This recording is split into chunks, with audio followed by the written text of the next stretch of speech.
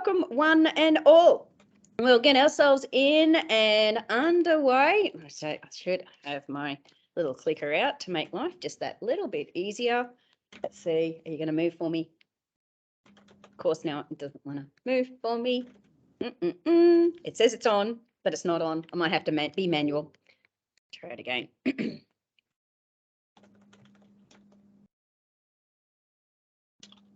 No, fine.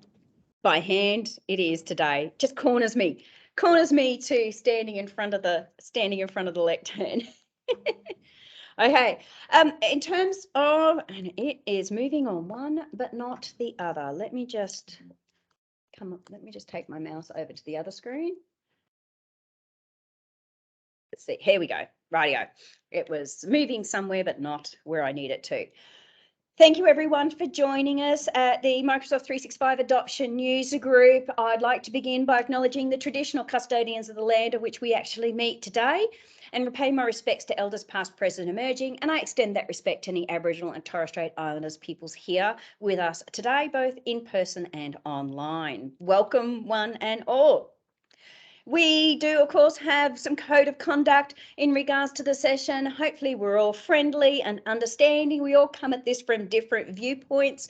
I'm always welcoming of different opinions and questions along the way, so do please feel free to ask them. I do keep an eye on chat as well as through online. In fact, I haven't even done the login through online, which I usually do, to keep an eye out on your chat.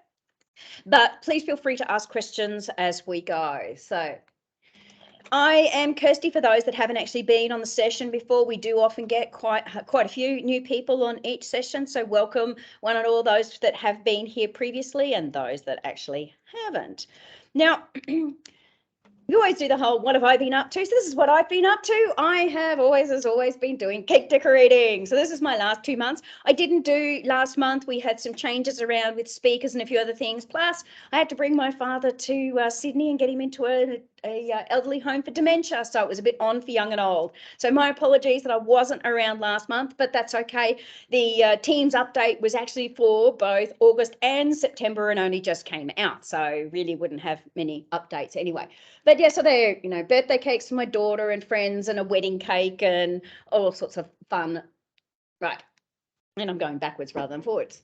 So what's new? Let's start with the what's new in adoption, and then we'll move over into the, what's new in M365. So from the adoption space, my videos are always going up, of course, on YouTube from the last session. I have also got now Shari and I. There's Shari, who's my wonderful speaker for today. We regularly get kind of teamed up on the end user questions, but Shari and I will be with Christian answering communities questions. So there's about 50 videos that I'm now included on in terms of those questions, of which I think, Shari, you're on the vast proportion of those as well, the two of us. I was very privileged to be included and the first MVP in the Microsoft Teams MVP feature focus. It was an amazing honor to be able to do that with the team. We were discussing Excel Live and PowerPoint Live, and unfortunately the preview got taken down as we were going to do the demo. So a lot of the demo kind of wasn't actually included in the video on YouTube, but there's lots of information in regards to it. However, the blog is actually there talking through it all for both PowerPoint and Excel Live. So you'll find it across 3 places. It's on the Microsoft Adoption site, as well as on the Microsoft Teams blog, and on their YouTube channel. So you can have a look at the Microsoft Teams feature focus with MVP. So keep an eye out because there's lots of great MVP sessions that are going to be going on this year. Right. Go and have a look at the latest Change Champs. It's got some really great information in there. The last deck, even if you just go and have a look at the latest presentation, there's always some really good information that you can actually use internally in your organization. So keep an eye out on those. Don't forget, there's always the newsletter that comes out from Caruana, so keep an eye out on anything that comes out from there. The Microsoft Adoption Score is taking over from that productivity score name. It's had a name change. You'll see it flowing through in the reporting in the back end, as well as online. So it's now sort of plugged into the adoption the adoption site, Microsoft Adoption site. So if you go there, you will see it's called Adoption Score. Okay. And in that adoption score, there is a new feature focus, which I've already been pulling on, which is great. So you can do it based on a time scale now. So those time scales go from 30 days up to 180 days. So you can actually then do a month on month update, so you can kind of filter it, and then it gives you different details as part of that adoption score. I was particularly liking that. I was pulling it, and I've put in a reminder in my calendar to go in every 30 days so I can get my information to compare every 30 days. So I do like that piece. Okay. Viva Engage, which of course we were very lucky to have James come and talk. It is now out. So go and have a look at that, including the Viva Engage adoption content that's been put up on the adoption website. So some awesome content in there, plus a lookbook. So you can see the lookbook if you need some help rolling that out. As part of the adoption page, you'll see there are the training guides, FAQs, for example, the storyline, because we've got stories and storyline, which was another feature that's been rolled out. So they are all there underneath that resource library to be able to support you, plus some recordings there too. Of course, Ignite is on next week. So I'm really looking forward to being up from 2 a.m. for 2 nights in a row. The one thing that might actually help you with Ignite, there is a blog that's come out of, various interests when it comes to Microsoft Teams as to what you might want to go and have a look at. So I've put the guide to Microsoft Teams on the page for you. Right. The Champions Management Platform, although they're not kind of really advertising the sort of latest updates, I think the last blog was the 2.0 was sort of the last blog saying that there was the update. It's now actually up to 2.3. So if you haven't updated your Champs app, then in the back end, you can do a kind of a slight upgrade. What I do like about the upgrade on the app is that you can actually load multiple tournaments. So it's not just one, you can actually load up with your documentation, so load up a whole heap. So that's what I'm particularly liking. So that multiple tournaments all at the same time. If you've got an Excel document, for example, you can load them all in. And so I do like the Excel template to support that. Okay. Experience insights in the admin center. So this is some new features. It did come out. If you haven't looked at the champions session run by Caruana, these are some of the slides from that. They have put in some new content in terms of experience.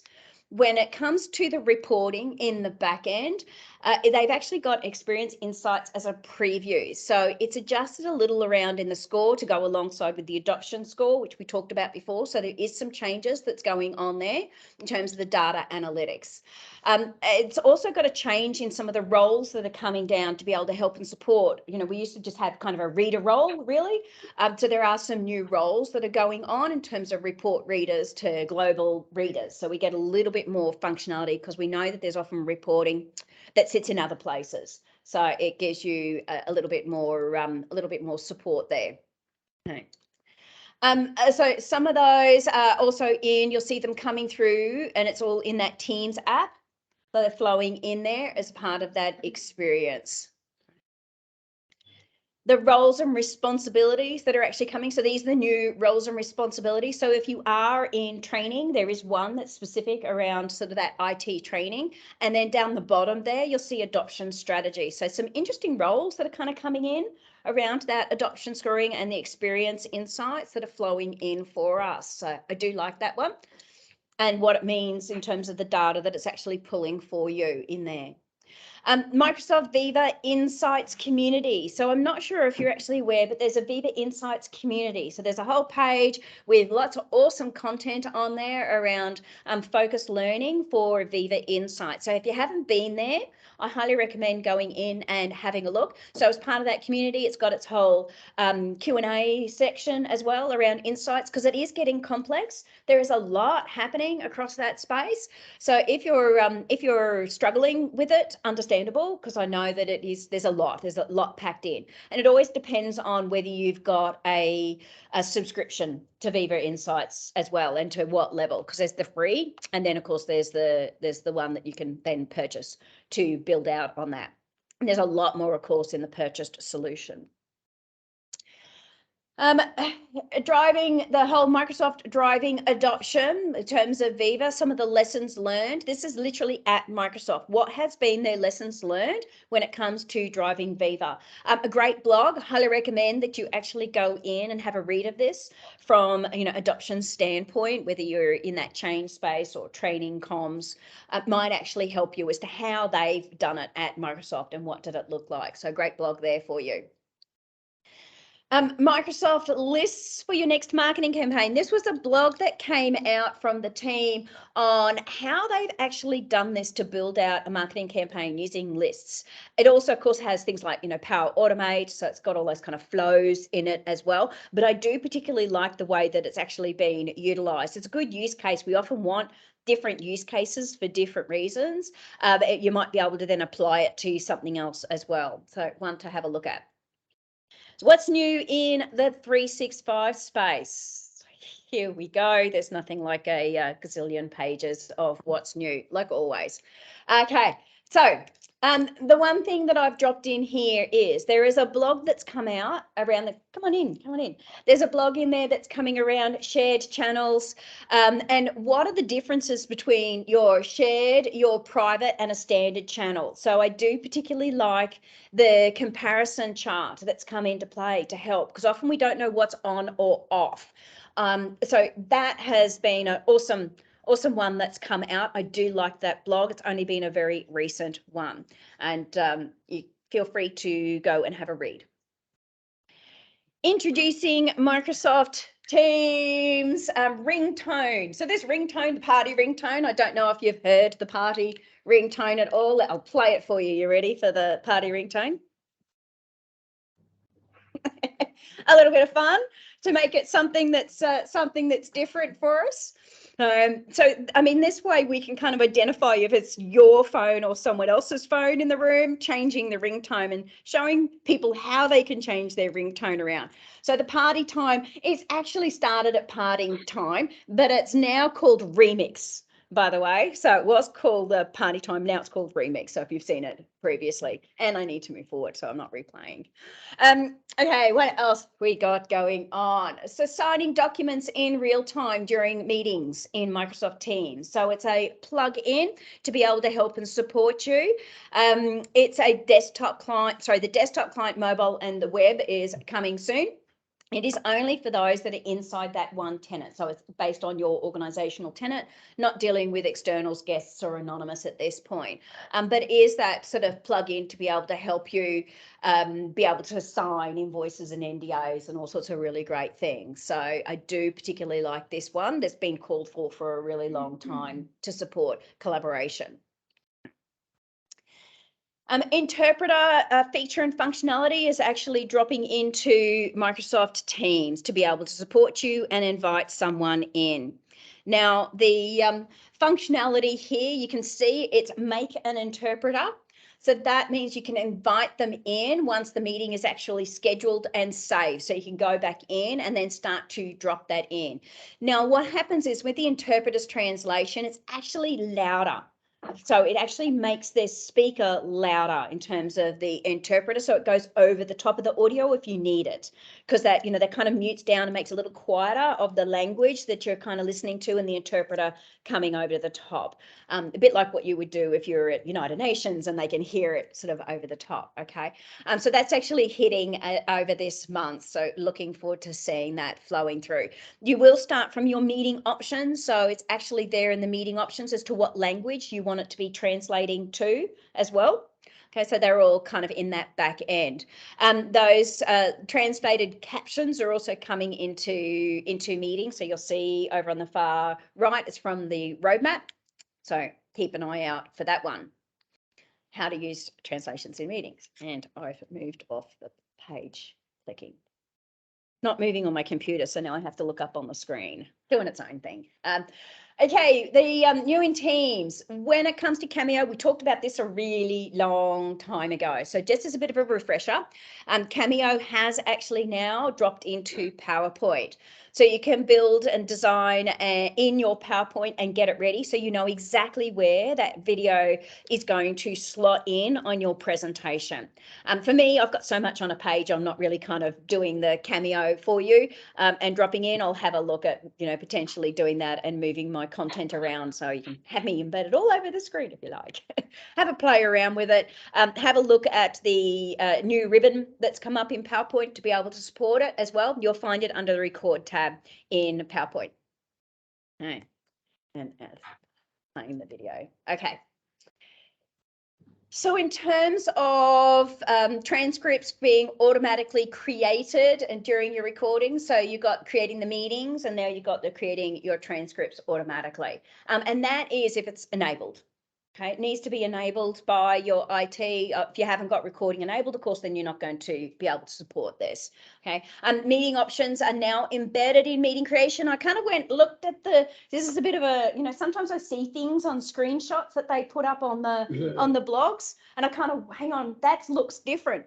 You'll see on the meeting invite in Teams, we've never had meeting options kind of embedded into the Teams meeting, not Outlook, but Teams meeting. I'm actually seeing it in this screenshot, which I thought was really interesting. So clearly coming in, but we haven't been told it's coming in. It's not on anything at this point, whether it's just a demo screenshot and it's not what's happening. But I thought it was an interesting one to see those meeting options finally in there. Ordinarily, you had to press send before you actually got your meeting options, and you had to come back in after the fact. So it'll be interesting to see that flow through. I'd love to see it because often I'm trying to look for, I've got to send it off and then make the adjustments post my meeting. Okay. Now, so in terms of the Microsoft Forms, okay, so there's a couple of things going on in terms of Microsoft Forms. The Forms teams reached out to me and they actually would like to have a chat with some different people in my community to discuss having more than one question in polling. So more than one question in polling, and whether you think that, it's kind of viable, what that actually looks like. If you would like to be interviewed by the Microsoft Forms team, please feel free to put your name into chat, and I'm more than happy to have them connect with you. So name and your email, and I'll connect you with the Forms team to be able to support them and understanding how you might actually utilize some of the different ways when it comes to polls. There are lots of great new features and functionalities for the polls app flowing through in terms of that kind of word cloud. We've seen some of it coming in. Keep an eye out, so that's how you can get sort of better engaged. So ranking poll has come into play. On top of, we saw kind of the rating one previously and a few others. So we're looking forward to some of those new features. And I've moved off the presentation again. There we go. Leave a meeting on all my devices. So not just I'm going off if you've joined from your phone and your PC, they're giving that option of shut it off on all of them. Okay, so I do particularly like that instead of having to hang up all over the place, because sometimes you move from your phone and they say keep it on both. This allows you to hang up on both. Meeting transcript now in terms of mobile phone, and we're seeing that flowing through, and the background blur and effects coming in. If you do your VM or Citrix and you're coming in through that kind of remote desktop, in the past you didn't have that blur background. That feature and functionality is coming in, which I see a lot. A lot of people really complain about that kind of features and functionality in through remote. Okay. The downloads location inside Teams, where do your files actually go when it downloads? This particular one I do like, because I know that when it goes into my downloads folder, it's not backing them up in downloads folder. I prefer to have them physically go sit elsewhere in my OneDrive to be able to make sure I'm backing up so I can move from device to device. So this one I have been looking forward to for a really long time. Teams on the web will continue to honor the download settings that your browser has though, so take note. Okay, so whatever you've got in your browser is what it's going to focus on, unlike Teams. Intelligent chat messaging in translation when it comes to Teams for iOS. So you get different translation options. So if it comes through in a language that's not your preference, basically, it will flow now through. We've had it on our on our app, but we haven't had it on our mobile phone. So we can then accept that translate, what's the language you'll have set in terms of the translation. And then you can, if you've done it more than once, it will go, do you want to set this as your auto translation for this language? So it will give you a little pop-up message to be able to support that for your preferred language. So that's the second time you do it. It will go to automatic. You can change the features as well. So if you do say automatic, you can go back into Teams and the settings and play with that. So it's not like you set automatic forever. Okay. The music on hold for call transfer coming in. So you can either use the one provided by Microsoft or now have custom music that the administrators can actually configure from a calling perspective. And then there's early now media support for compliance recording to make sure that that flows in too. Teams calendar now includes scheduling form pop-outs. So you've actually got pop-outs, and you'll see here the more options is also available on this particular screen as well in terms of your meeting invite. So I kind of went, hopefully, cross fingers, we will see that flowing through soon. But this allows the users to be able to pop certain components out into a separate window. So I'm really loving some of the pop-outs that are coming into play. I know that it's a feature that a lot of us have been asking for a long time. Schedule a send later. Okay, so send later, so you can deliver your chat messages at a future date. This one is particularly good where, we're living in a hybrid world and we're crossing barriers all over the world. At what point do you want to send that message physically through so that we're a little bit more cognizant of other people's wake and work times? Okay, but now it cannot be more than 7 days in the future. Okay, so you can schedule it for a particular time, but you can't do it for like in a month's time, put out that, that piece of content, okay, whatever that looks like. So that will be coming a little later in the year. So it's been pushed out. Don't know yet, no. But good question. The question was, can we edit it if we scheduled it and ready? Actually, based on what I've seen, yes, because when you go back into Teams, it will have it there as a scheduled to edit. So I can't scheduled to send, which, I mean, if it's part of chat, it would hopefully have the ellipsis. So you never know. Well, keep an eye out on that one. It'll be interesting to see. I might ask the question in the Microsoft Teams channel of the Microsoft Teams team. How's that? We have lots of fun with the Teams team when we're talking with them. All right. In terms of something else coming to Microsoft Teams, is the little toggle switch to be able to show you unread messages. So it's all those activity, it's in the activity feed. So anything that's physically unread, so you can focus on the unread. So I do like that one. Work your way through. Okay. So the outgoing screen share, when it came to Firefox, it wasn't actually available. It's always been very difficult to know what was on. It's still kind of difficult to know what's on or off depending on the browser that you've got. But at least that's one it's a big one of being able to share your screen. So that's now coming in. This next one I really like, the view the full chat conversation thread. So if you were doing a search and in your messages, when it pops up and you go, that's the message that I want, you click on it and all it does is give you that one line, but it doesn't give you the message thread. It doesn't take you kind of where the message was. It's very difficult. And I've not enjoyed that experience from a search piece, because often I go, it's in regards to, I'm looking for this, and then all I've got is literally a one line. I'm going, no, so then I'm having to physically kind of move through the chat. So I'm really looking forward to that one. The Adobe PDF experience, embedding into Microsoft Teams, you can set it as the default app to be able to edit PDFs inside Teams. Right? Video clips in Teams so that you can actually do a little video clip, a whole message you can flick through. They're very short, so it's limited to 1 minute to be able to do a little video message. And it might be you're out in the field and you might want to just send through a little video kind of chat. So that's coming through. And now there's the attendance report you'll be able to see on both your Android and iOS for a meeting. In the past, you couldn't see the attendance details after the meeting on a device. Okay, so the automatic, this is one to keep an eye out on, because when it came to video, we had often this kind of the standard view when it came to video. So now what it's going to do is if you've got lots of people, it will automatically transfer over into the large gallery view. Okay, so that's going to be standard when you've got lots of people. It will flick over automatically. Now you still have the option to be able to adjust it, and it's still going to be there to be able to go to if you wish to, but do note that it's going to become the automatic way for it to show up on the screen. Okay. Group chat invitations from unmanaged users. So when someone from an external party reaches out to you and wants to actually chat, now you can accept that.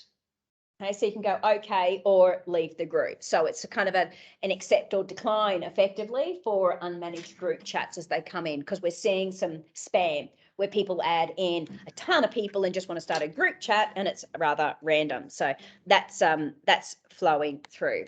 Just double check everyone's on mute. Just hearing a bit of background noise. Okay. Ta-da. Good. Right. So next, just fixing that for everyone. In terms of mobile phone activity, will now only support the activities that are actually directed to you. Okay, you do have the option to be able to go over to the feed, but by default, it's going to be my activity moving forward, so it doesn't seem as noisy for people. Okay, so that's going to be the default. You might need to update your training content because it will be different on, there's lots of things here that will need to be swapped out if you've got pictures of them in your training content, by the way. You can enable a time limit on tests. So if you're doing quizzes in forms, you can now go in and say, I only want this to go for 30 minutes. That's it. You've got 30 minutes to fill this out. And go speedy, and it will actually tell them as part of the form that there is a time limit on the form when you do a quiz, students. Okay. This one is one that you're going to need to be careful it doesn't trip you up. I recently did it with a large group of people. And it was that I hadn't seen it. I didn't know it was coming in. Sometimes you see these things coming in and I hadn't, but I had sent out, and when you open up forms, it says, do you want to send this via Outlook or Teams? When you go send it via Teams, for example, you see the picture over on the far right-hand side there on the screen, or for you, yeah, it should be far right for you. It actually, when you do your search, be careful where you send it.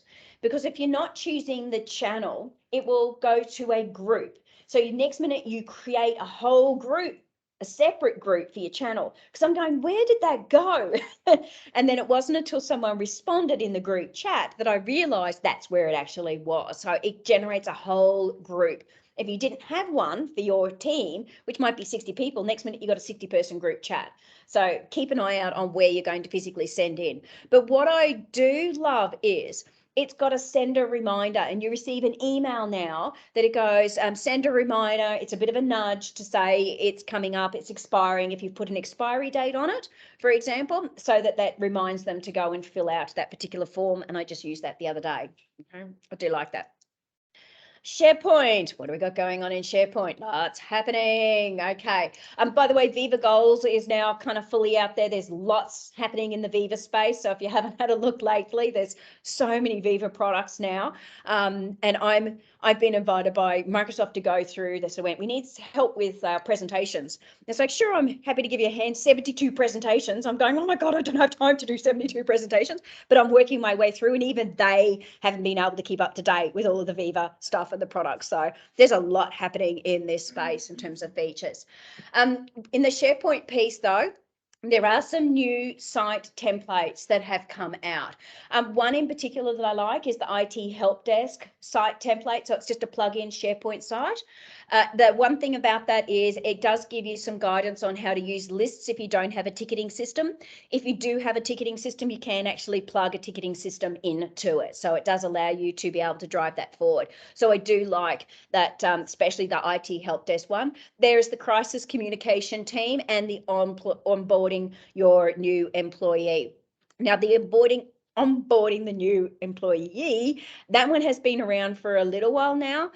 There have been other ones when it comes to, specialist LGBTQ community when it was coming up. And so there's ones that are coming on and dropping off. So this one has been around for a little while, but the IT help desk, I do love, and I've got an organization that's plugging it in right now. They're rather excited because they're a smaller organization. I went, that makes life so much easier. We don't have to build our own SharePoint.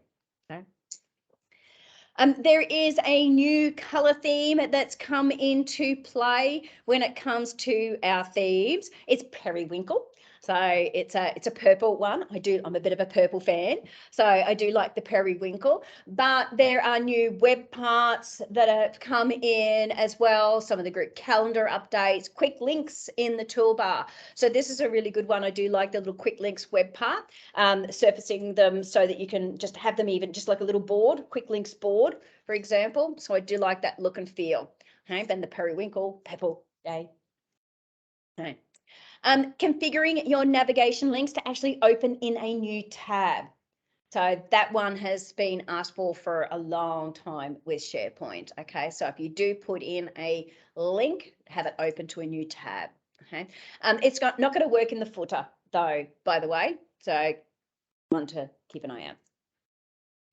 There's another new web part. It's actually, well, it's kind of still the same, really. However, it's had a bit of a naming, sort of a rejig when it goes, it's now called the medium sort of people card web part. So just keep an eye out on that one. It's had a bit of a shift in its naming. So the cards actually remain the same look with the kind of the whiteboard in the background. Okay. They were previously called compact and descriptive instead of, medium and large. They had a bit hard to know with those kind of naming conventions sometimes. Microsoft Lists on the mobile phone for iOS is out in beta. So if you do have lists, I recommend you can always go and download the Lists app for an iOS one to have a look at. I have been playing around. I do like it. I have a lot of lists across a lot of different organizations. So for me, I'm enjoying that one instead of having to go via Teams or via a browser on my phone. So collating it all together. The grid view for Planner, you can actually got the assigned to me so that you can drill down on things that are actually assigned for you. Okay, so that's a new one that's come in terms of, is it actually physically assigned to me in Planner? So you have an assigned to me kind of filtering, or a kind of a grid view, just I should say it's an assigned to me grid view coming out.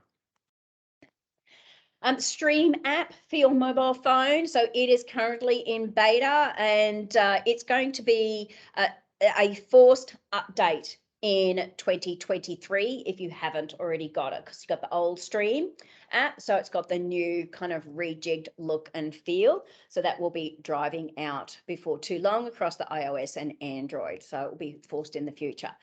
Now this one, the Microsoft Stream, is moving into 365. It's kind of a bit of a, well, it's already there. It's kind of just having a bit of a kind of a refresh and a rejig. It's a little bit of a controversial one, but it is coming in fully under the banner of 365. So you're not kind of jumping out to it per se. Okay. Uploading a new video directly into Stream web app, and you can have those permissions then to be able to move that video file around or make a copy from the Stream app. So that is coming out on the current iteration of the app. Introducing People in Microsoft Viva. So People is then a new platform to be able to help and support you so you can discover your connections. So People in Viva. So this is it's one of those ones where, as I say, there's always something new coming out. Trying to keep across the Viva platform. It's a bigger than Ben-Hur for a lot of us to keep up to date with what's happening between learning and connections and goals and Viva and okay. Microsoft Viva Connections, the daily briefing emails, okay, in terms of the employee experience, they're doing some changes there to highlight some key information. So there's actually a new home experience when it comes to Viva Connections. And then that way it's sort of surfacing information for your employee that's actually relevant to them with a rich feed, for example, and a resources section. So this is the Microsoft Viva's Connections page flowing through. So if you're in training, there's always plenty going on at the moment if you're dealing with Viva. So the daily briefing email, when it actually comes in, it'll have also personalized learning reminders. So it's got all these AI suggestions that are flowing in and an automatic time scheduling with insights to be able to do that learning. So it's actually dropping directly into the mailbox. So that's kind of connecting the learning with everything else and a customized email. So we're seeing more and more across that kind of Viva space hitting a mailbox. And I have known a few people that are going, I'm turning all this off. It's all just noisy hitting my mailbox. So we need to potentially help them around the why and what it can do and how it can benefit them. And then how they can customize these things should they need to. Okay. Viva Engage is actually here, so please feel free to go and have a look. This is the blog that's online. Where we were looking at it, it was still kind of in its beta and with James, so just double check because sometimes these things can adjust when it goes live. So if you've got content, just keep an eye out on your content you've created. So the Engage piece answers is going to be available in 2023 for those that have got the right licenses. And then that way it's connecting you to crowdsourcing of answers. So answers is coming into play, another new feature in the Viva Engage experience. So it's all kind of part of that stories and storyline piece. Creating posts, including now in terms of stories, storylines and stories, is the ability to be able to include your links, files, photos, GIFs as part of your stories and storylines, and that your photos and short videos that can now be annotated. Okay, so you've got annotation for your videos. Learn on the go, Viva Learning app. So you can plug it in and have it on your mobile phone. So you do have that learning on your team's mobile experience. You can just click on the ellipsis to expand out and click on Viva Learning. And then that way you can start to do things like and pin different apps, and you can have Viva Learning in there by default. So that way you can then send learning courses in Teams via the mobile app to be able to support sort of going, doing your learning on the go. So that learning on the go now, you're going to have both a home as well as a My Learning tab. So you can then have in your My Learning tab from your mobile phone the things that you actually need to be focused on or have been assigned to you. And it's sort of based on also recommended content based on sort of things that you've done previously. So that AI back end. So it can then give you a pop-out search button and as well to be able to go deeper dive and find searches that you need to stay in the page. So that's the home and the My Learning tabs in Viva Learning app. So you got the app. Okay. And that's in there again. Am I going forward or back? Okay. Storyline is open for public preview. I've dropped in here a ton of different links. So there's lots of links here, including the YouTube video, what you're going to find in terms of the brainstorming around it for the September brainstorm session, and some of the blogs that's actually flown through. So go and have a read if you've got the time to go through all of what's the current Yammer Engage content. The Viva Insights app inside Teams, it's having a UI update. It's got a meeting category insights now, as well as an end user opt-out piece. Okay, so that is like a homepage that's sitting within Teams to be able to support you when it comes to the Viva Insights component. So that's if you want to go and have a look at those UI updates and more content to update in your training materials. All right. What's new in Excel? The two things I particularly like in the what's new in Excel, we had the modern commenting team come and speak to us a year ago now, I think it was, potentially, talking about some of this. It's now inside Excel. And the thing that I find really interesting is you can now share a section in Excel. So literally just, you want to share just that small component of your Excel workbook, you can share just that section. Rather interesting, rather than the whole. Yeah, it's just like just share just that section of a workbook. So I kind of went, that's pretty cool. That's pretty cool. You know, the way that it's moving forward. To do is now rolling out. So you will see it in Outlook for Windows. So if you've got the latest Outlook on your desktop, you can go into your little app sort of toggle button in the bottom left and put to do in there directly in your Outlook. I am loving it because I often will be living in the to do app to have it embedded directly in Outlook as a tab like you would with your calendar and your mailbox to see all of your to do items. It's a big win for me. I am particularly liking that because to do being that kind of manna heaven of all things action items and coming in from Planner and Outlook and into one space, I do like this. So it is also, there's an Edge sidebar to be able to doing editor and an Android Lite. So you've got this sort of Edge sidebar coming up so you can put it running down the left in Outlook Online. Outlook on the web app. Okay, so it's got self-updating contacts. So it's always keeping your contacts up to date. So if there's a change in your sort of exchange, it will flow through automatically into your contacts if you've added them to your contacts. So that way you can also, this whole contacts component, it's a web, it's like it's a physical web app as well. So you've got people, remember you had your people, this is now sort of contacts, and it's bringing through so much more rich content now, which I am particularly liking, so that it makes it that little bit easier for you to be able to find your information and be able to view and manage and see org charts and all sorts of stuff directly from your web browser. So this is the web kind of contacts look. Okay. We've got an enhancement of collaboration. So you got it for across Excel and PowerPoint with the smart app mentions coming into play, and email notifications going to be sent out. You may have seen this already coming through, as well as that modern commenting, we can add it as a task. Okay, that was the other component they spoke to us about a year ago.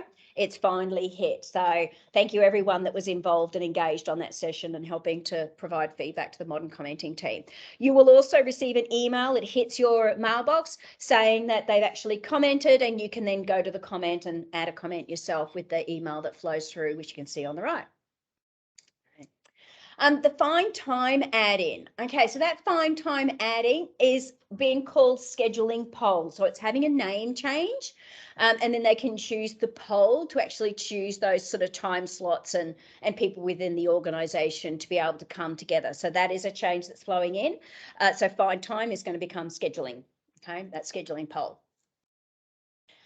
I put this in because there's been a few things coming up around some of the stuff that's retiring. Okay, we often talk about what's coming and what's new, but there's a few things that are actually changing, like the inclusion of the translate feature inside Office, for example, is retiring and being called a new one coming in called Translator. Okay, so if you're an Office apps trainer like myself, it's just that change in wording and it's just shifting. The resume assistant is being phased out. So if you use it for your kids and helping them, that is not going to be there anymore. And the following add-ins are being retired. So for those that are using Trello and Yelp in Outlook, they are being retired. Okay, I know Trello tends to be a popular one, but something to take note of. Same with Team Snap. Didn't use it personally, but it's dropping out. And Scheduler for 365 is in retirement. So you're not going to be able to automatically use it for Katana. Okay, so Scheduler is then dropping out. Okay. So I am going to pass on now over to Shari. I want to say thank you, Shari, for being patient. We will cross over and I will stop sharing now. So I'll just do a stop and hand over to Shari. Thank you very much, Shari, for joining us for the session. I'll just turn off here. So I'm just going to go and drag it over for everyone to be able to see. Okay.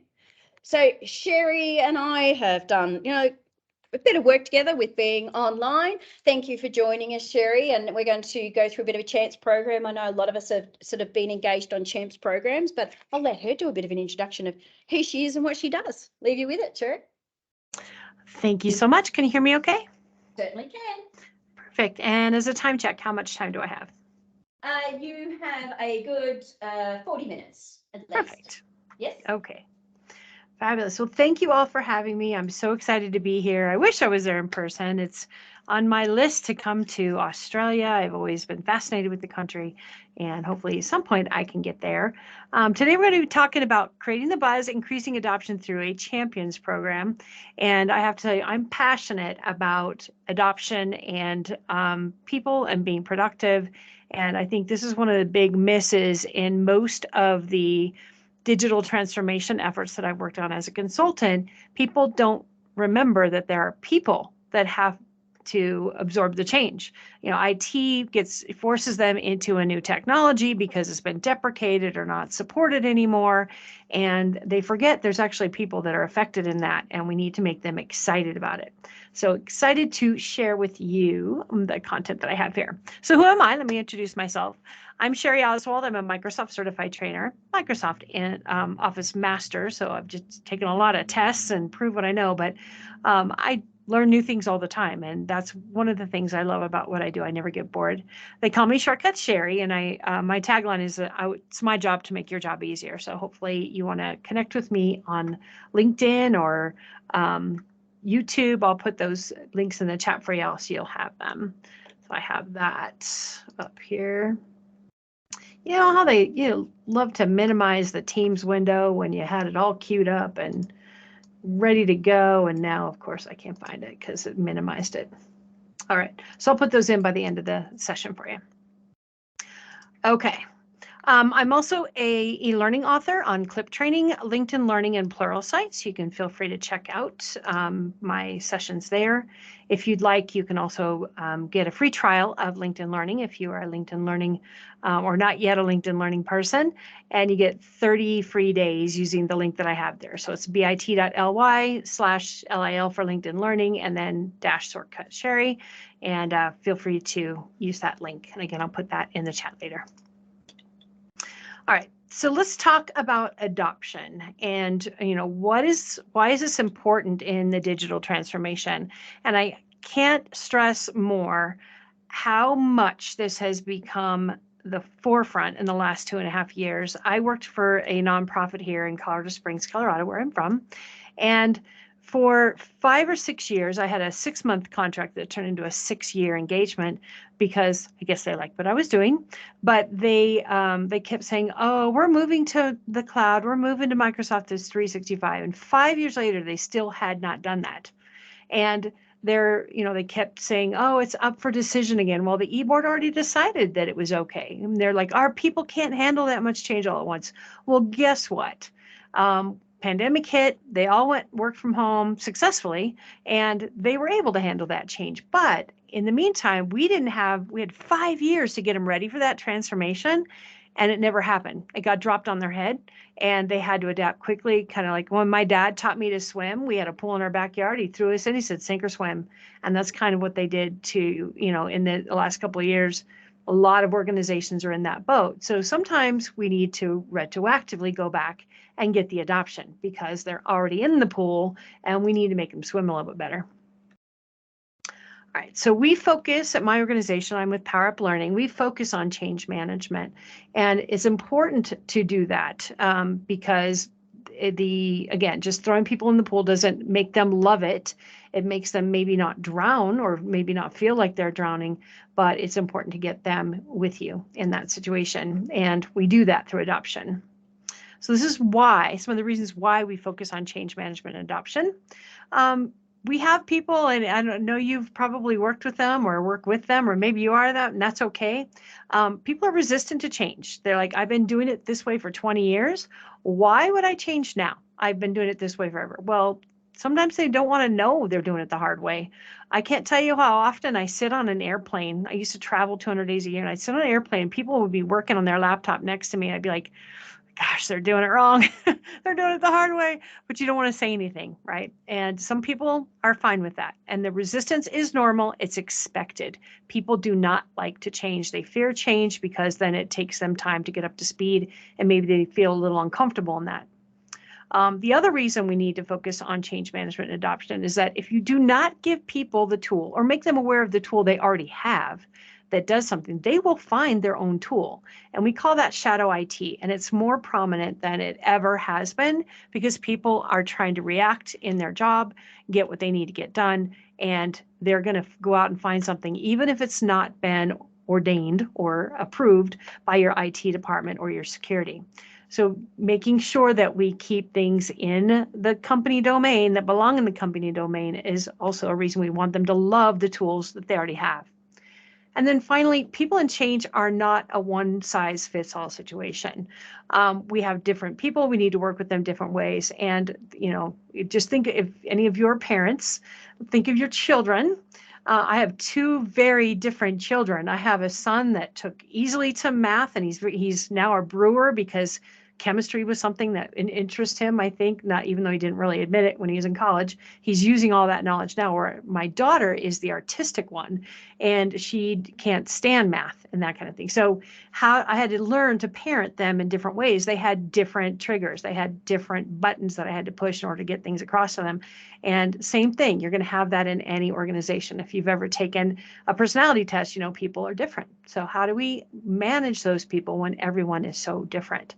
We need to find different ways to make them realize that we recognize and value that it's a change for them, and they need to know what's in it for them. What are you making easier for me? This is hard. If you throw it over the fence, it's harder. There's nothing in it for them except pain. So we want to make sure that they're happy when we move them into there.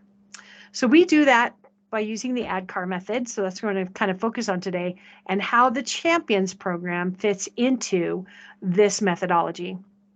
So the ADKAR, if you haven't heard of it before, is awareness, desire, knowledge, ability, and reinforcement. Those are 5 stages of bringing people into the pool with you and happily swimming. We want them to embrace the change and be excited for the change and be asking for the change in a perfect world and not be resisting that. And we start that with awareness. As you're in your change management journey, you also have to kind of be aware of where your people are. And the bell curve is always a really good visual of that. You're going to have a few people that are innovators. You're going to have a few people that are just dragging their feet and maybe are refusing to change. They're not going to do anything with that. But really, everybody's kind of somewhere in the middle. The majority of the people are going to be in the middle. You're going to have some early adopters, some early majority, and some late majority. And, not the people chomping at the bit, but the people that you're looking for to help you in your Champions program. You want to keep this in mind, because do you really want the laggards? Now, I'll give an example. I worked with a company last year, and their technology committee was my audience that I was supposed to target everything to. They were the ones that we were asking the questions of. So when we were asking for scenarios and pain points, we were asking that audience. In that audience, a lot of them were long-term employees. So, you are working with people and their comfort level with technology in that situation. I don't want to say it's age, because my mother's very technology savvy and she's 20 years older than me. But, sometimes when people have their heels dug in and they've been doing this for a long time, they tend to be the laggards. And a lot of times those are your support personnel. So I had an entire room of executive assistants, and some of them had been at the company for 30 plus years. And they were supposed to be the ones that were supposed to help me champion, but they were the ones that had their heels dug in. So identifying those people that are going to help you is important. And you don't want the laggards. You don't want the late majority. Your target market are those innovators and early adopters that are excited and ready to learn and wanting to help you. All right, so when I talk about adoption, I try and focus on the who, the what, the when, the where, the why, and the how. Okay, so let's start with why. Why do we need adoption, and why do we need champions? Why are those champions important? Anybody have any ideas? Want to put it in the chat? Why do you think the champions are important?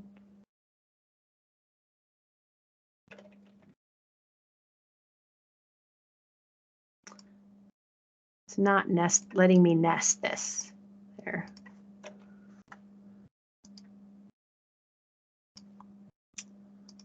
There it is. They have the motivation and they spread the word. Right, exactly. Leadership, because they're your boots on the street, so to speak. Very good. Tell a good word story. All good reasons. They're your yes people. They're driving the force. Absolutely. So all of those things, extremely, extremely important. All right. They're the people that are excited, and they're going to be your friends. And to your point, they're the ones that they have their boots on the ground. Let's get them in the pool, and they're going to be your besties by the end of the day. All right. These are not the good ones. So often what I have are the people that are so excited about things, they're blasting people out of the water and making people frustrated. So you don't want people to feel overwhelmed with the change. You don't want them to feel like it's all they hear about or all they see about, like you're shoving it down their throat. If you truly want them to help you and help you adopt and bring in the rest of the organization, they can't be annoying. So want to be aware of that and keep that in mind. Otherwise, you're going to end up buried in the help desk tickets. So I've had this where people are sending over, they shoved it all out, they gave all that information, and all the technologies were deployed, and nobody knew what to do, and they had the help desk people. So anybody have the help desk people, they are really good at helping you reset your password, or if your computer won't boot, or if something else is wrong, hardware, software, networks, security, all of that. They're usually not application specialists. So if your help desk people are not usually the best champions, because they, unless they have somebody that's kind of tech savvy and excited about the new changes and is willing to get up to speed, they're not your best ones, because they're just going to get buried.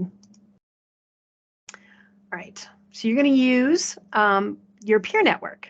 So these are the people that are in the trenches. The best people are the ones that are very visible in their organization, in their area of the organization. So you're going to find somebody from HR, you're going to find somebody from finance, you're going to find somebody from sales, you're going to find somebody from marketing. Find that early innovator and bring them into the pool with you. And they're the ones that are going to be, that you can easily identify because they usually show up anyway. People probably go to them anyway. That was me. I was a human resources director, and at one point, at the end of my HR career, I was also the administrative manager, and everybody kind of knew I knew stuff about computers. So when they had problems with their email, they come ask me. When they had problems with Word, they come ask me. Oh, I've got problems with Excel. They come ask me, even though it wasn't my job. But I was the one that kind of got known for knowing things. So when I got laid off from that job, and I didn't really enjoy HR as a career, I was like, maybe I should do this. And so here I am 20 plus years later. All right. So why does peer learning work? We have common experiences that we can share. They can relate to us. They know their job. So it's not like me trying to tell a finance person that you need to do this, you want to have this, because I don't do that job. I can't relate to their pain. So you also have the peer bonding. So somebody that they trust is in their midst and they want to be able to work with them and share that connection. And then they already have that trust. Usually that person is probably known and well trusted anyway.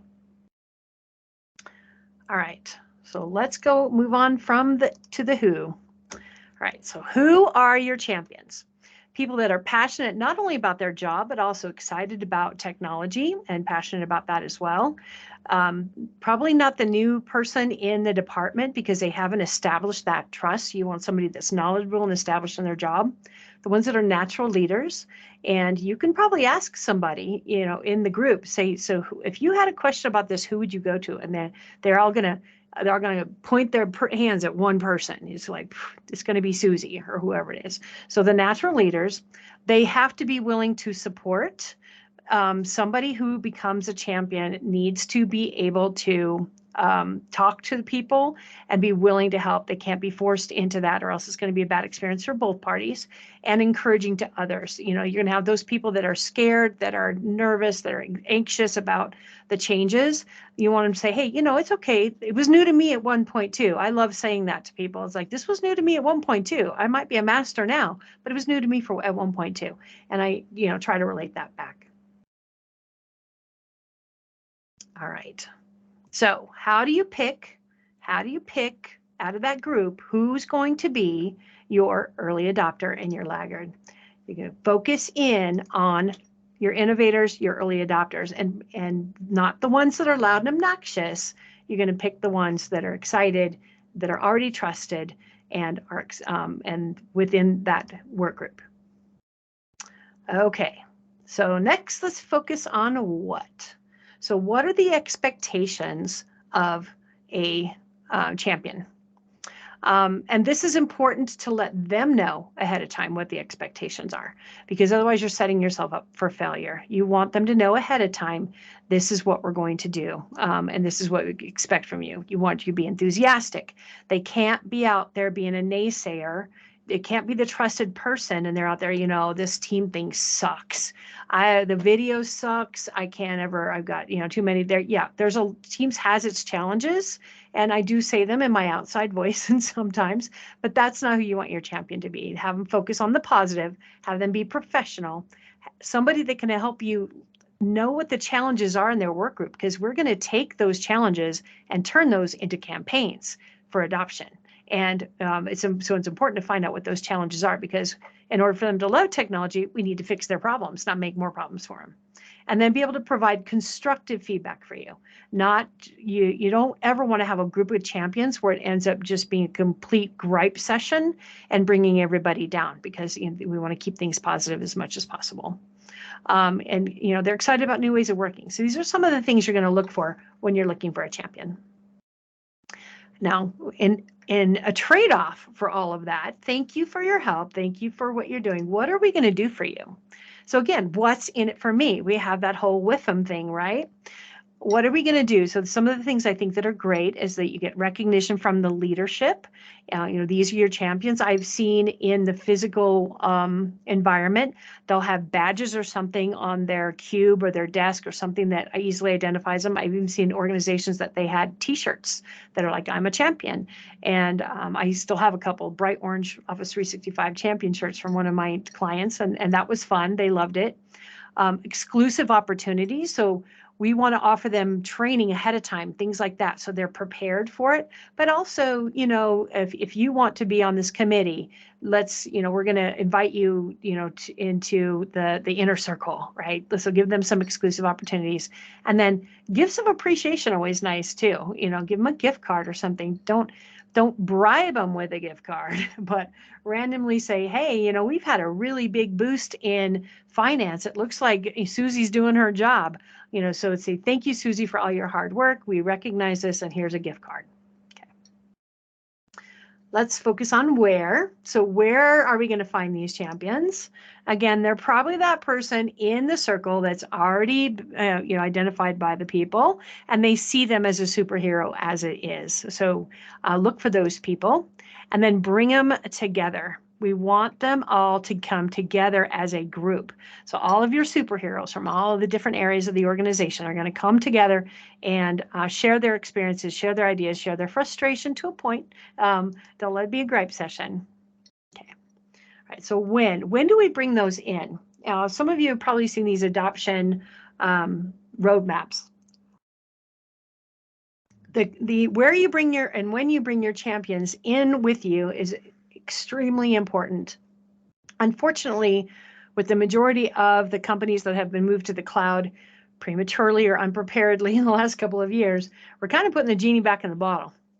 But in a perfect world, this is one of the timelines for when you are for building an adoption and training program. And I didn't come up with this. This is stuff that came right off of the adoption website from Microsoft. So it's welcome to look those up and check them out. So these are the different stages, your different audiences. You've got your strategy and key stakeholders. They're the ones that are going to identify the vision and create the business scenarios and help you to create the adoption plan based on those scenarios. And then after we execute the plan, we're going to measure the success. So in the meantime, while we're doing all of this, we are concurrently creating those usage scenarios. So we're, hopefully we've had some pre-work in the set vision. Oops, sorry, I moved backwards. When we set the vision and identified the scenarios, now we're going to start testing those scenarios with our champions group first and see if they resonate with them. And then map those to an adoption plan. So while you're looking at what your strategies are, you need to start looking at how you're going to implement those as well. And then communications and training. So you start creating, before you start communicating, you're going to organize and develop that champions community. And that's where we're going to do that soft launch and check with them and see how things are going. And then you're going to let the stakeholders know as you're building. It's like, hey, we're building the community. The stakeholders and the identifying the champions and then executing are happening concurrently in those. And then you have social government. So with this scenario in mind, let's talk about when we bring in our champions. What is the most important point when we bring in our champions? So in communications and training, in that thread, you're going to have organize and develop your champions community first. Bring them together, find out who they are, and you're going to create a space like a Microsoft team. It used to be Yammer originally when we were doing adoption, or Yammer's a good idea too, depending on the size of the organization. Bring them together, start getting them to gel, and set the expectations and do a rah-rah session and get them excited for it. You're also going to bring them in when you're informing the stakeholders. So your stakeholders are the champions, the influencers, your team leaders, executive sponsor, and then usually like the HR and the L&D or training teams. So those are your primary stakeholders in most organizations. Some people wear multiple hats. You're going to let them know the value of the community. So the stakeholders, you're going to say, hey, we're going to be developing a champions committee, and these are your go-to people. So raise them up, identify them, and let them know this is a unique opportunity and an elite opportunity that we're going to offer, and help them gather, who those people might be. And then work with them to develop and approve the design of that community. Where are we going to host this? How, and again, it depends on the size of the organization. It could be very small, it could be very big. You could have multiple champion communities based on locations or what your rollout strategy is. A lot of things play into that. And then identify and inform those champions of what they're going to need to do, the time commitments that you're expecting, and then how you're going to, what's in it for them. What are they going to get out of it? Right. So identifying those champions, you're going to have discussions with them across the leads and managers in the different lines of business, and build your community. Okay. Now, once you're into executing the champions community, we've finished the communications, we've formed the community. Now we're going to execute. You're going to launch that Microsoft team. You're going to start doing, bringing them in for meetings, gathering feedback from them, and, give them tasks to get out there and get the word out. All right. Now, once we get through that, we got to launch it out to the organization. Again, elevate these people. Make them known, let them know, hey, the people with the orange badge on their cube, those are the ones you're going to talk to. They have a t-shirt or something, or maybe on their badge or their name tag, they've got some kind of designation. And so I announce who they are, how they can be reached, and where people can gather feedback, and let them know that there's going to be meetings where we're asking for information from people. All right, so how are we going to start this whole thing? We've got to start somewhere. You're going to start at the start line. So let's talk about developing your champions community. Your champions community, hopefully you identify a sponsor. So here's where that nonprofit that I worked at kind of fell apart in 5 years, dragging their feet. There was nobody at the executive level that valued technology. It's a nonprofit that feeds children around the world, and that's their focus. And the people that they're working with in the field are church partners that are tracking. Sometimes the kids are tracked on a chalkboard, and what stage they're at in their sponsorship. And unfortunately it happens in third world countries, if a child passes away, they erase their name. That's how rudimentary some of the people are. So this is who their audience is, and this is who the leadership focuses on, because they're the ones that bring the children in that allow us to sponsor them out of poverty. Not having an executive sponsor that values the technology and the change is what failed for 7 years. They did not. I was there for 6. It wasn't until a year later they told me they were moving their Active Directory. I said, okay, let me look out the plane window. Oh yeah, there's a pig flying. That makes sense now, because I didn't think that would happen till the pigs were flying. All right, so you have to identify a sponsor and one that is behind you. And again, that person has to have influence and a voice. Find out what those objectives are for the community. What do you want them to be able to accomplish for you? And, how often do you want them to meet with their group? How often do you want them to meet together as a group? Establish clear guidelines for your feedback is another big piece of that. Negative feedback or bashing is never positive for anybody. I'm one of the people that I rarely complain about something until A, I have a better solution, or B, I'm willing to do it myself. My husband will tell you this. He complained about how I folded his t-shirts when we were dating. I haven't folded a t-shirt since. Like, you can complain how I did it, then you can do it yourself. So establishing those clear guidelines for providing feedback, you have to give them an avenue. And, if you're going to give negative feedback, then you better have an alternative and not just people to be able to gripe. Let's get together and idea storm. Let's figure out a better way. Create a Microsoft team for the champions that's specific to them, and then create a Yammer group for the organization. And I get this a lot. When is it appropriate to use Yammer? To me, like in the physical world, if we're chatting in teams, working in teams, that's kind of like you and me sitting at my desk. Team meeting, when we get to this, kind of like sitting in a conference room. It's a big group. You ever put 200 people in a conference room. Yammer is like that auditorium. It's usually a one-way communication, and then people can chime in and talk about it, but it's not where people get their primary, it's meant to be a little bit collaborative, but at a large scale. So Yammer group for the organization allows you to create different channels of communication and broadcast, and then people can give you feedback if you allow it in there. All right. So how do you identify your champions? Who supports your objectives? This should be from the top down, start with your sponsor. Who supports your objectives? Who's the one that challenges the norm? That's like, oh gosh, there's gotta be a better way to do this. Who's asking those kinds of questions? Who is excited for the transformation? Who's ready to jump in and help you and be your evangelist in the field for that? And who currently delivers value to the organization? Who are the ones that people already have identified? Who's professional and respected? You don't want to have, even though they're knowledgeable, sometimes they're obnoxious and you don't want them. Or they put people down. I'm a trainer, and probably the most coveted and humbling comment I get is, Shari didn't make me feel stupid. And those are the types of people. You don't want people that are going to talk down to others and make them feel bad. You want people that are going to lift you up and lift up the technology and make it a good experience. And then who shows initiative and seeks learning and development opportunities? So are they, can I be the first one to take the class? How do I get into that learning portal and get done with that? All right, so then you're going to prepare your champions by letting them know what those expectations are. Give them the learning opportunities beforehand so that they can get up to speed and get excited and say, hey, oh my gosh, I found the coolest thing in OneNote. You've got to see what I learned, that type of thing. Give them team building events. So as a group, they become cohesive and are create an open and collaborative environment within that community.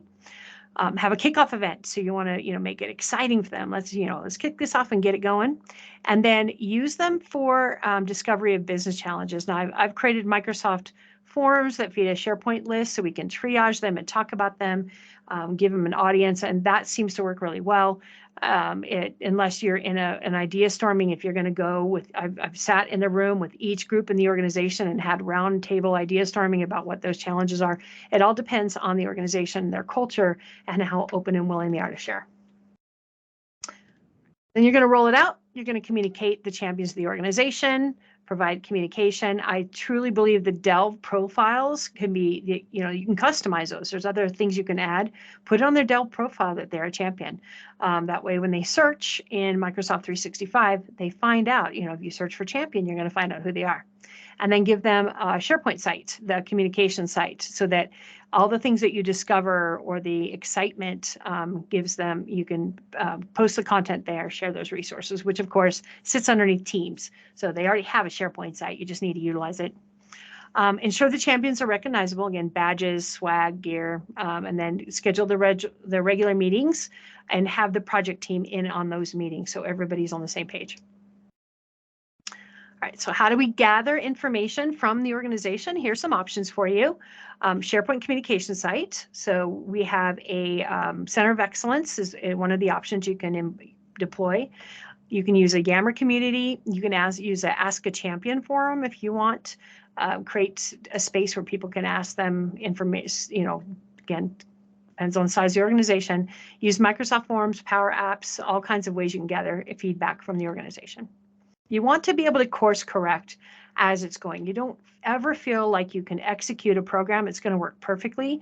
I can take the exact same program that I released and worked on with one organization, and I have to completely change it. I can't cookie cutter that because each organization is different. Each culture is different.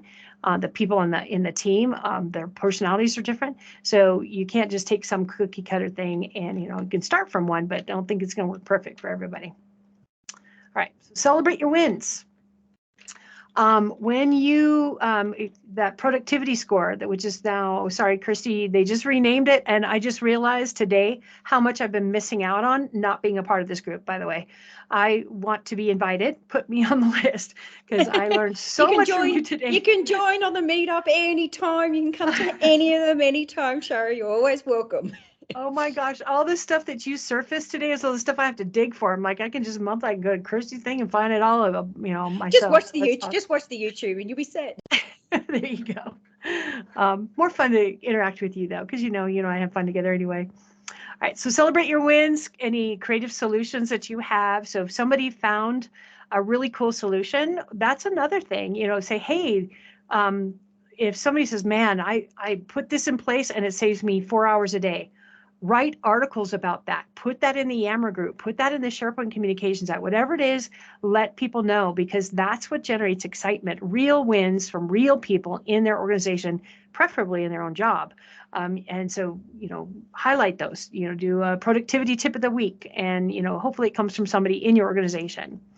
So any productivity games and any milestones. So if you're like, hey, our goal is to hit 30% consumption of OneDrive by this date, and you hit that, great, then let's do that. All right. So start small, grow as needed in your community best practices. Ensure that people know that they're heard and that they, what they say matters, even if you can't accommodate or make the change on their behalf. You can make sure that, hey, we appreciate your feedback. That's not feasible at this point where it's not where we're focusing, but I've got it on the road, for future consideration if you don't think you can implement it. But they just need to feel acknowledged more than anything. Gather and incorporate that feedback as much as possible and highlight when whatever's been done has been changes or updates have been made have been based on feedback. It's like this, thanks to Kirsty for surfacing this issue. And we appreciate that we had the opportunity to course correct or, however you want to phrase that. Hold regular meetings with your community's champions. Don't just launch and go and see you bye. They need to meet every week, every other week. Again, it all depends on the audience, how big they are, how big the organization is, how big the transformation is, and give them an opportunity to present, here's my win of the week, and let them present to each other. And then, again, provide a hub for communication and collaboration. Microsoft Teams is perfect for that. Give them different channels for different things and the challenges that they have. All right. Any questions? Anyone's got any questions? Speak up now. Forever hold your peace. Please raise your hand in reactions in Teams. Or what was your favorite thing? Did you have an epiphany moment? I love those too, because those tell me what to focus on in the future. The one thing, there was the comment kind of made, Steve, it's just said that number one rule of making sure that they're willing and not voluntold. And it's interesting because, I've been in many, many scenarios where we have got the voluntold, and sometimes it's necessary if it's just content migration and they're literally just there as the kind of the champs to roll something out and then they stop. And it's like there's no ongoing. But when we're talking ongoing adoption and tech enthusiasts to learn and grow a business to be innovative and to lift digital skill sets, that's a whole nother battle. They've really got to be volunteers. So it's that, what do you see as a bit of that fine line between a voluntold and a volunteer? Yeah, I 100% agree with that. And again, this technology committee, which was mainly the executive assistants from around the organization, they weren't excited about this. I mean, these are people that have been doing what they've been doing. My visual of them is like this woman that had her hair in a bun and her pen stuck in her hair and her chain around her neck with her glasses on it. It's like she's old school, and there's nothing wrong with that. But that's not your champion. That's not the person you should be asking, because they're the ones that can be dragging their feet, right? Yeah. If there's other questions, I suppose I've got some questions in Teams, and I'm doing a really big. It's actually, one of the reasons I chose this topic to be talked about, Shari, is I'm doing a massive champs program, and you've really got to commit the time to them. I mean, it takes a lot of time and energy and work and consistent, and can take up nearly 25 to sometimes even 50% of your job just looking after and supporting them, is what I've actually found. When you're doing your meetings. When it comes to some of the channels in Teams and different ways that you can connect and communicate and things that you might actually put in, what would you recommend to support your champ community? It depends on the objectives of the organization. So they should map to what their strategy and their objectives are. But obviously, the discussions around what the business challenges are. So maybe around the business divisions. So in that champions committee, maybe you have finance, or you have HR, marketing, sales, whatever. You might have IT, and give them an opportunity to talk to each other about those and give feedback. And then you've got the general. But then also, what are their roles? It's like tip of the week, or did you know? And maybe the wins might be another channel. What are your wins? So that when you're getting ready to do an announcement, like, hey, we've got a big win here. So give them that avenue so they don't have to wait till their monthly meeting to share with you, woohoo, I had an aha moment, or my person is so excited. I finally got Jane to, pull the pencil out of her hair and join us, because they got that one person that was a stickler. So, what those areas of focus, it kind of needs to be decided. But I've seen it across the board. It's been divisional or departmental, and then, or really what are the questions that are challenges that are coming up? Training is a good one. Training opportunities is another one. If you want to be in on this focus group, or like you, Kirsty, I want to be in on that forms thing, by the way, send me that. Yeah, sure. Yeah, I have so much feedback on forms, and well, it's not the forms. It's actually not the forms team. It's actually the polls team. So it's polls, and about doing polls across Outlook and Teams through chats and channels, for example. So there's that polls side of things rather than the actual forms. I'm on the forms team. I'm forms MVP as well. So I have had lots of meetings with those guys, but it's the polls side for this one. But yeah, the one thing if you aren't aware of it, guys, in Viva Insights, you can actually set up a reminder to do praise on like a Friday afternoon, and it's really helped to embed a practice for me to recognize someone that was a champ that did something particular in the week, and recognition of the champs. It was one quick, easy way to just remind yourself. So it's just that little pop-up in Insights too, by the way. I'd love to present your question to the audience, because I only know what I know because of what I've done. I would love to know what channels they would like to see in their champions teams, or what they would find helpful. Yeah. Because you might inspire me. Again, I learn new things all the time. Yeah. The win of the week, Brandon's just saying, and their challenges. Yeah, absolutely. Because I do an Ask Me Anything kind of each week. What do you want to know? And feedback what you're doing, and how can I help? And where's been your pushback? Those challenges. What's your pushback? How can I give you wording to mitigate the language? I'm working in a very, very risk very risk averse organization, big financial, phenomenally risk averse government risk finance. So, it's it comes with its challenges and trying to get people over the line on new tech. Funny, interesting. So what would you guys as a community, put out there? What are the things that you do to help your champs? Anything in particular that you do that you've seen as a win? So feel free to raise your hand or put into chats, because we learn from these conversations just as much as from you as what you do from us.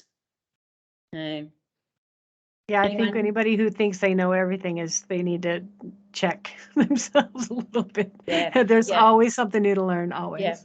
Yeah. I mean, look, one of the things with even swag in Gov here in Australia, in government, you can't actually purchase for staff, for example, anything that's like financial gain. So you can't really buy swag and can't give them those kind of incentives. So you got to find other ways to motivate them that it's not monetary in any way. It's the same thing here. Same thing. I think it's got like a $5 limit or something. You can give them like up to $5. So it could be a squeeze ball.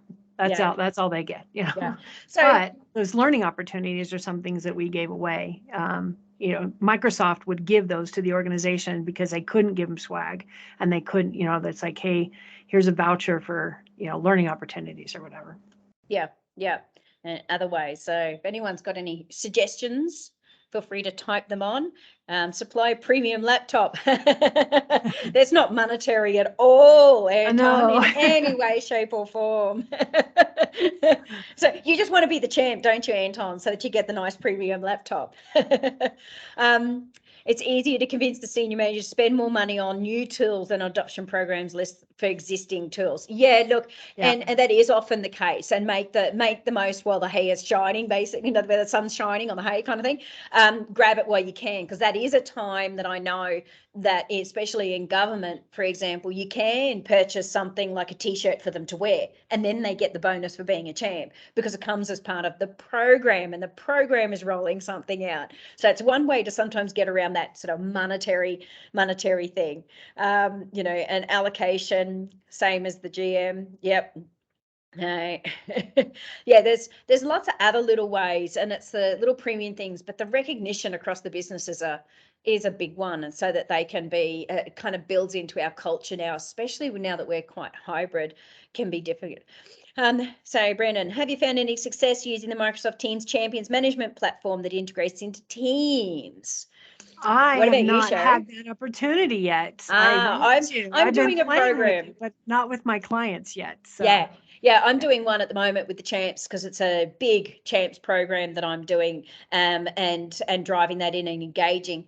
And I think the thing is breaking it down to be something that's simple that they can do, so they don't feel overwhelmed, because it is work. And that's usually the biggest pushback I find, Brandon, is they find the Champs app, they kind of go, oh, it's just so much work because I've got to type in, or I've got to go in and click off so that I can be on the leaderboard. And I think one of the things with the Champs app is having the ability to be able to check, because they could just tick something off and it's like, well, have they really? So you've got to kind of be careful. I recognise in the Champs app them turning up to the weekly AMA, the Ask Me Anything session, and I also recognise, because I got an attendance list, have they turned up to the training session on Fridays?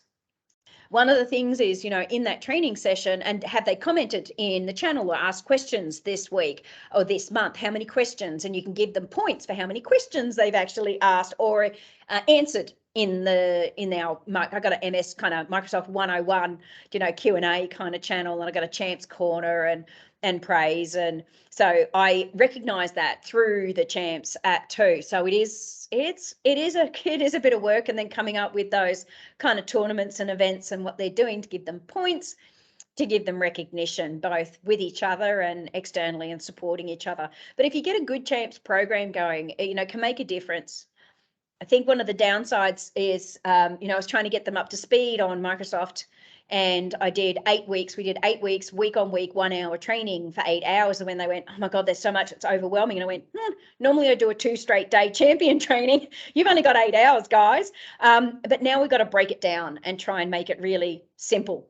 and go, what are the 15-minute bites that we can put into the Champs app they can tick off? So it gives them something definitive if you're using the Champs app rather than just in a channel, because when they tick it off, it's a bit of gamification in the recognition. It's that gamification piece that gets some real beauty around it that I love with the Champs app. But it is a bit of work. It definitely is work for both the person driving it out and your champs. So you've really got to have good volunteer champs that want to be in and not the voluntold, because they're not interested. They won't do the work. And their managers need to understand that they're going to dedicate, potentially at least a half day every week towards it. So you've got to have the senior leadership buy-in to support them to learn, to lift the skills of the business. So, Christy, I'm sharing a slide and a link in the chat for, yep. To your point, I have a learning portal, and they're all broken down. That's all of the Microsoft 365 apps. They're all broken down into bite-sized pieces, but I also in there have channels specific to clients of things that they are excited about. You can create learning paths, and it's gamified. So for, like you're saying, what's in it for me, sometimes, hey, being on the leaderboard is what they want. We've got one MCT that goes to Ignite, and if he's not at the top of that testing leaderboard, he'll be up there all night, all day, all night taking tests because he wants to be at the top. So there's those people too that just want to be, taking a picture. Get in there, everyone. Get your OCR code. Thanks for that, Shari. And look, please feel free to keep typing in questions. I will just finalise on the presentation. There's only one or two things left, as usual, to finish off the day. Okay. So, in terms of events, there's the last session on the digital workplace experience site that you can actually attend, which is succeeding in the era of intelligent workplace, should you wish to. DEX is 2 weeks away. So if you want to join that one, it's got both in-person and online events at the Digital Employee Experience Conference, and it's time to join up. There we have a date for the Yammer Festival, which is Wednesday, December 7th. So if you haven't signed up for the Yammer / Llama team / swoop session, I highly recommend the event. Okay, and the usual, where do I find? You've got the Microsoft adoption site to be able to support you, the newsletters, all of the various links, and I have updated this with the latest change management platform, the Viva adoption side, Engage side, and there's lots of new content that's always coming into play. So these are all your links in one place for all things adoptions, including templates and learning. Where do you find, or where do I find a lot of my content? Most of it comes from the blogs and the the message center in 365, but I do find things all over the place, and even from Twitter and stuff that goes out there. But I do try to keep up to date for you. Where can you find the ANZ user groups and content? And the links of my past sessions, and they're all up on the YouTube channel. Thank you so much for joining us. We will be coming in the next meeting. Actually, it won't be the 4th of November, I don't think, because I think that's the Tuesday, but that's Melbourne Cup Day here, which is a public holiday for some, so it will actually be the Friday, which I think might be the 7th. So that actually date needs to be adjusted for you guys. So that finalises, unless anyone has any questions, thoughts, comments. Thank you so much for coming in. We will be back in December. We will be potentially having a session around, learning in this hybrid world and what that actually looks like, with even having a chat with Ashif Ramani overseas to be able to support us around learning.